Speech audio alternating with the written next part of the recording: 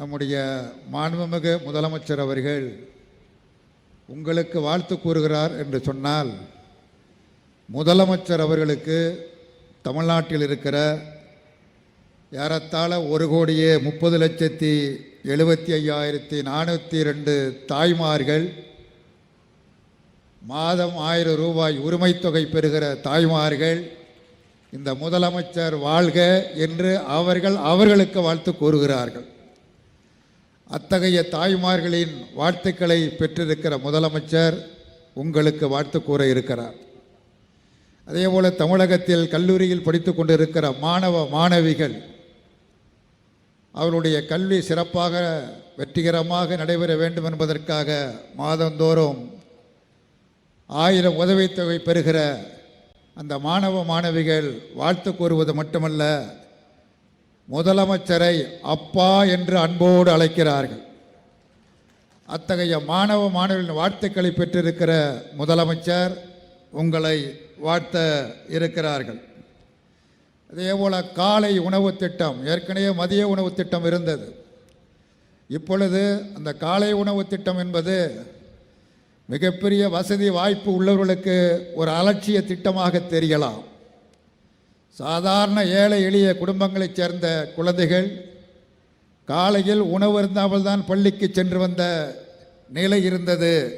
அதனை மாற்றி அனைத்து குழந்தைகளுக்கும் காலை உணவு திட்டம் நிறைவேற்றப்பட்டு அந்த குழந்தைகளெல்லாம் நம்முடைய முதலமைச்சர் அவர்களுக்கு வாழ்த்துக்களை தெரிவிக்கிறார்கள். அந்த முதலமைச்சர் அவர்கள் உங்களுக்கு வாழ்த்து கூற இருக்கிறார்கள்.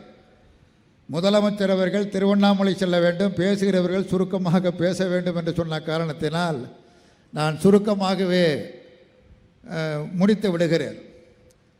இங்கே தோழர் திருமாவளவன் அவர்கள் வந்திருக்கிறார்கள். நம்முடைய மாண்புமிகு முதலமைச்சர் அவர்களுக்கு கடந்த மார்ச் 1ஆம் தேதி பிறந்த நாள் என்பது நம்ம எல்லோருக்கும் தெரியும். பிப்ரவரி மாதம் 28ஆம் தேதி நம்முடைய மக்கள் நல்வாழ்வுத்துறை அமைச்சர் மா சுப்பிரமணியம் அவருடைய தலைமையில் முதல் நாளே, பிறந்த நாளுக்கு முதல் நாளே அவருக்கு வாழ்த்து தெரிவிக்கிற நிகழ்ச்சி சென்னையில் மிகச்சிறப்பான பிரம்மாண்டமான முறையில் நடைபெற்றது. தோழமை கட்சி தலைவர்கள் அத்தனை பேரும் வருகை தந்து வாழ்த்துக்களை தெரிவித்தார்கள்.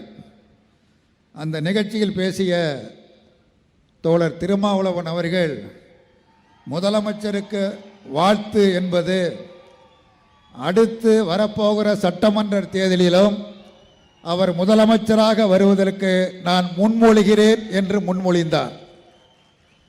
அதற்கு அடுத்து பேசிய நான் அவரது முன்மொழிவை நான் வழிமொழிகிறேன் என்று வழிமொழிந்தேன். இது எதற்கு குறிப்பேன் என்று சொன்னால், தமிழகத்தில் சிலர் தனக்குத்தானே முதலமைச்சர் என்று சொல்லிக் கொண்டு இருக்கிறார்கள்.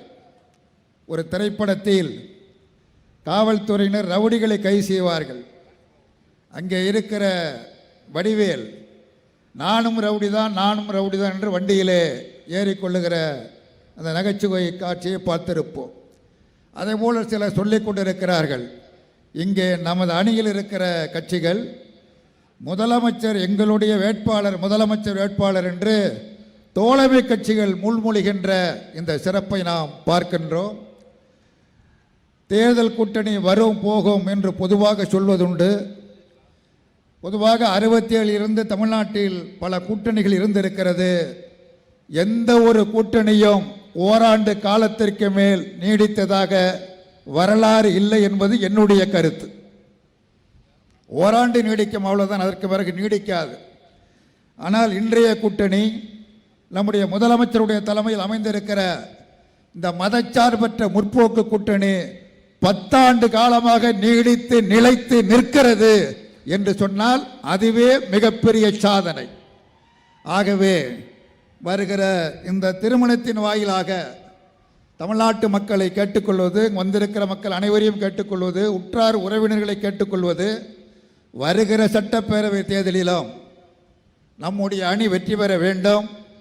நம்முடைய மாண்புமிகு முதலமைச்சர் மீண்டும் முதலமைச்சராக வேண்டுமென உங்கள் அனைவரின் சார்பாக முதலமைச்சருக்கும் வாழ்த்துக்களை தெரிவித்து மணமக்களுக்கு மீண்டும் வாழ்த்துக்களை கூறி நிறைவு செய்கிறேன். வணக்கம்.